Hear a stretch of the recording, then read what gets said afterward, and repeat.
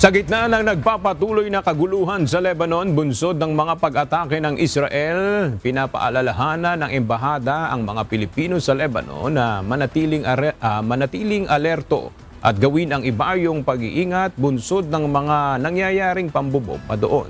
Sa inilabas na advisory ng Philippine Embassy sa Lebanon, pinapayuhan ang mga Pilipino na mag-shelter in place sa kanilang mga employer at iwasan na munang lumabas o magpunta sa matataong lugar.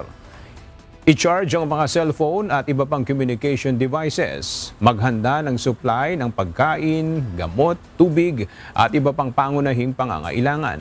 I-secure ang passport at iba pang mahalagang dokumento.